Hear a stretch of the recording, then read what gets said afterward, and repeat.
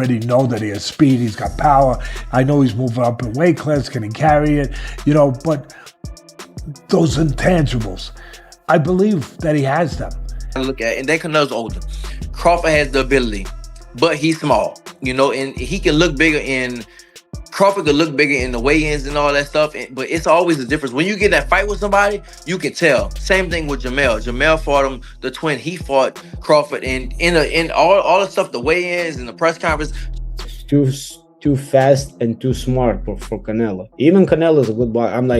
I'm not saying like nothing from not taking nothing from Canelo. The matchup between Canelo Alvarez and Terence Crawford is being billed as the biggest fight of the year, and veteran analyst Teddy Atlas has weighed in with a blunt assessment.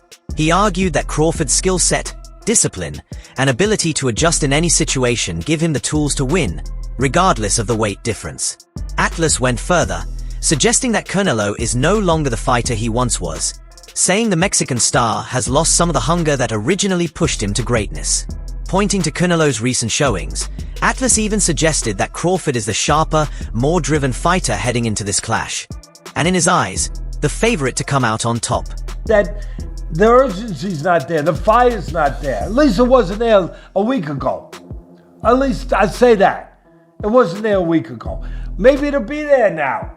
Maybe he's the kind of guy that, and I get it, that at this point in their career, it has to be a big fight to get up.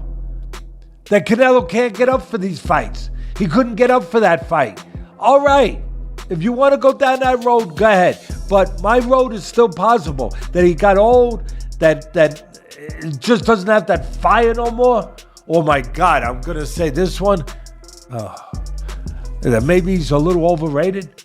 I listen. I know he's tremendous. He's tremendous. But could he be a tiny bit overrated?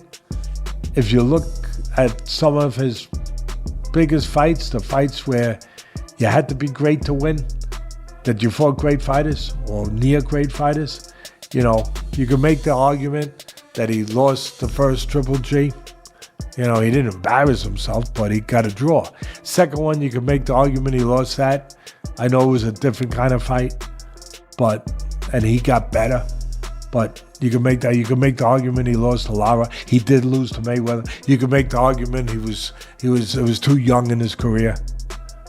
Maybe, although it wasn't that young. He turned pro when he was 15 or 16. Mean Machine, who once shared the ring with Terence Crawford, doesn't believe size will be the deciding factor in Crawford's potential showdown with Canelo Alvarez. In his view, Crawford's skill set and fight IQ put him on a completely different level. He explained that while Canelo may have the natural size advantage, it won't outweigh Crawford's ability to adapt, read opponents, and change strategy mid-fight.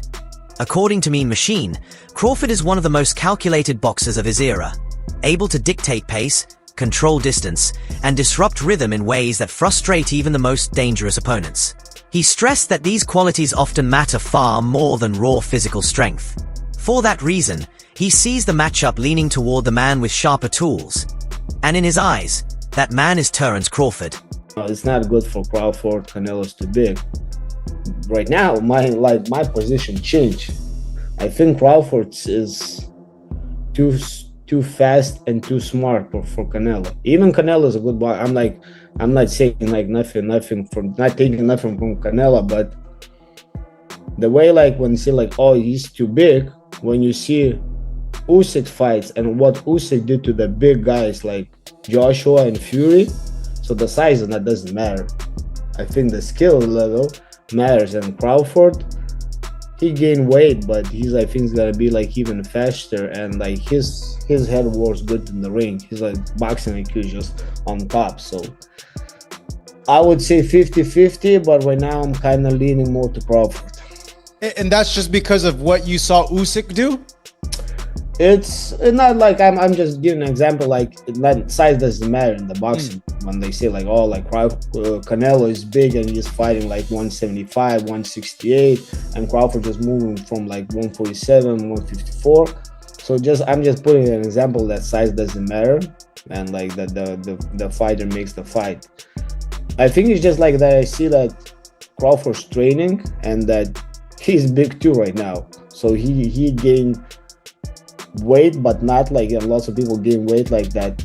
sloppy weight, like I would say, like fat, but he looked like strong, massively strong. So I think it's gonna be a good one. How did Terrence feel physically when you faced him? Like, how is his strength? Because yeah, a lot of people do make the point that Canelo's just maybe too big, too powerful for Crawford. Crawford, I wouldn't say like his punches was like super strong, but his timing and accuracy is what makes different. Mean Machine made an interesting comparison between Terrence Crawford's upcoming clash with Canelo Alvarez and Canelo's 2013 showdown with Floyd Mayweather. Back then, Canelo was young, less polished, and Mayweather exposed him with superior speed, defense, and ring IQ. Mean Machine believes Crawford has the tools to pull off something similar, using sharp movement, precision punching, and smart counters to neutralize Canelo's biggest strengths. That said, he pointed out one key difference. Canelo today is not the same fighter he was a decade ago. With years of experience against world-class opposition, he's become more composed, adaptable, and patient. That growth, according to Mean Machine, could make this fight far more complicated than Canelo's earlier loss to Mayweather. Throw hard, but they just throw. And he throws like his calculation for the punches and like timing and aiming to the right spots is just like on another level.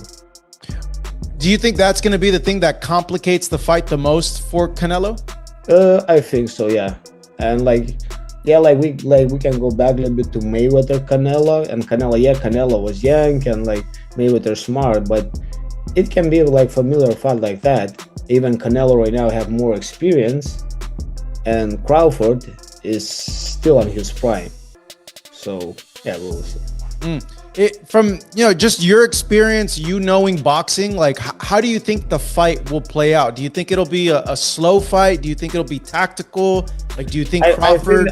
I think it's gonna start a little bit slowly.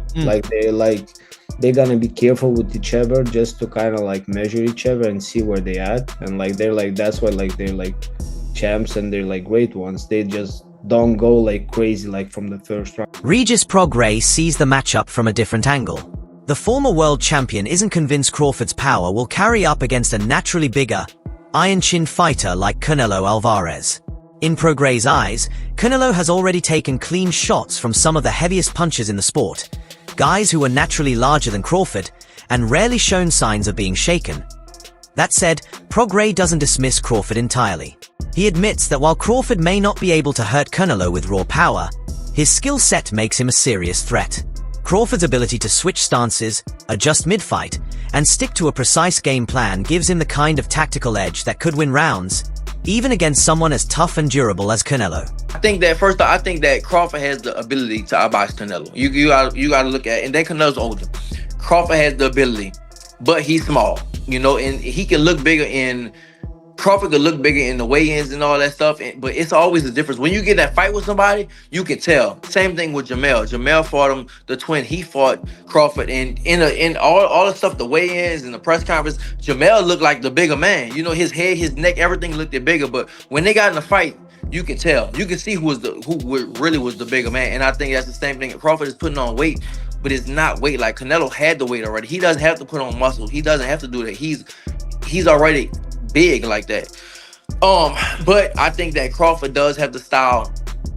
He does have the style to beat him. If you look at the people that beat him or gave him troubles, Irislan, De Lara, Austin Trout, Floyd, and Bivol, they gave him trouble and stuff like that. And Skull moved around a little bit too.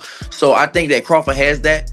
But I don't know how Crawford is going to respond when he gets hit. Same thing with Jamel. Jamel was undisputed at 154, and Canelo hit him and shit. Jamel was like, hell no. Jamel took a knee, So it's a big difference. And Crawford had that one fight at 154, and he didn't, Madrimov would touch him up a little bit. And this is nowhere close to Madrimov. You talk about Canelo. Now, if it was just another bigger guy, I would go with Crawford. But you talk about a great. This might be. People might kill me for it, but well, not really. But this might be the best Mexican fighter ever. One of them, at least, right? Jose Vargas Jr., who has spent time sparring with Terrence Crawford, shares a similar outlook to Regis Prograis. From first-hand experience, Vargas says he doesn't believe Crawford has the kind of punching power needed to truly hurt Canelo Alvarez. While he acknowledges that Crawford's shots are sharp, clean, and accurate, He describes them as lacking the kind of heavy thud that could trouble someone with Canelo's size and durability. Vargas points out that Alvarez has already gone up against and absorbed the power of naturally bigger fighters without folding. That history raises real doubts about whether Crawford can generate the same kind of danger. Still, Vargas doesn't write him off completely. He emphasizes that boxing isn't just about raw force. Timing, precision, and consistency can gradually wear down even the strongest opponents. But in his eyes, Crawford's punches may not be enough to keep Canelo from walking forward and applying his trademark pressure. Gonna be done in camp. You know, all we're doing is putting the final touches. I mean, I've been sparring Ron Ellis. I mean, this guy is a dog, bro. He's been getting me ready. I mean, he's been Canelo's sparring partner. Shout out to my guy Ron, man. He comes, tries to knock me out every single sparring. This guy fights at 68. Big dude, goes southpaw, and hits hard. So I know he fought Benavidez. So you know, he's a veteran. He's doing veteran tactics in there where he's not letting me rest in the clinch. He's making me work every second of every round. And I got something for Callum. I got something for the whole boxing world. And you know, I feel you're just as good as your preparation. And we've been doing the road work. We've been doing the mountain work. I've been recovering hard. I've been getting my rest. You know, I haven't been drinking no dark sodas, bro. I'm feeling like Tyson Fury right now, bro. Like Mickey Bay has sparked controversy with his take on the upcoming showdown, accusing Canelo Alvarez of cherry-picking by choosing Terence Crawford as his next opponent. According to Bay, Alvarez has a history of being selective, often waiting for the right timing or looking for advantages in size and weight before agreeing to fights. In this case, Bay argues that Canelo viewed Crawford, a naturally smaller man moving up in weight, as an opportunity to hold the upper hand physically. That perspective isn't unique. Many critics within boxing circles have echoed the idea, suggesting that Alvarez is once again leaning on his size and strength to tilt the scales in his favor. The narrative has fueled debate among fans and analysts, with some questioning whether the matchup is truly fair. Still, even with the criticism, Bay doesn't count Crawford out. He admits that Crawford's ring IQ, adaptability, and sharpness make him dangerous in any weight class. While Canelo may be the bigger man, Crawford's ability to adjust mid-fight could be the factor that changes everything. That size comparison type of a thing to make it seem like it's not a type of cherry pick that he has to go up into this battle. Oh, he a lot bigger. See, people looking at height. Height don't got nothing to do with weight and where you've been fighting at. Like, Terrence put his weight on, so it's a difference. No, Canelo's a lot bigger, like, hands down. Like, just mass, as far as mass, he naturally that thick. You know, he got to come down. Terrence, just because your weight is up there, that don't mean that's like putting a dude, Benavidez, a heavyweight. He might walk around at 205 or whatever. That don't mean he a heavyweight though. So Canelo was by far the bigger man. We didn't see him hit dudes 6'3", 6'2" in the arm and hurt him. Like, he didn't hurt Kovalev, light heavyweight. So, I mean, didn't he have a light heavyweight title? Well, when he fought Kovalev? Just period, at light heavyweight. Didn't Canelo win the light, did he? Nah, he just Kovalev, that's it. Oh, okay. Well, he might have only fought there a couple times, but the fact that he fought up there though, and he fought way up at light heavyweight, but he been at super middleweight for a minute, so he the bigger guy for sure. So really, he gotta hurt Crawford, or he gotta get his major respect. He gotta get his major respect to make Crawford feel like he gotta survive. If he can't do that, then he probably ain't gonna win. Do you feel like you was talking about Crawford? He needs to poke his way out of this fight, right? We've seen that. You know, Crawford's been lined up by lots of fighters. Not Errol Spence, of course, but other fighters that was able to line up with shots that don't necessarily hit like a Canelo. Now, Canelo gonna line you up regardless, right? Tom Loeffler takes a different angle on the Canelo Alvarez versus Terence Crawford showdown, steering away from questions of fairness and instead highlighting the spectacle. From a promoter's standpoint, Loeffler sees this as one of the most marketable events in modern boxing. Both Alvarez and Crawford are global superstars with loyal followings that stretch across countries, cultures, and demographics. According to Loeffler, matchups like this go far beyond the boxing ring. They have the power to cross over into the mainstream, pulling in not just hardcore fans but also casual viewers who may not normally tune in. In his view, that's what makes Canelo versus Crawford so unique. It's not just a fight, it's a global event.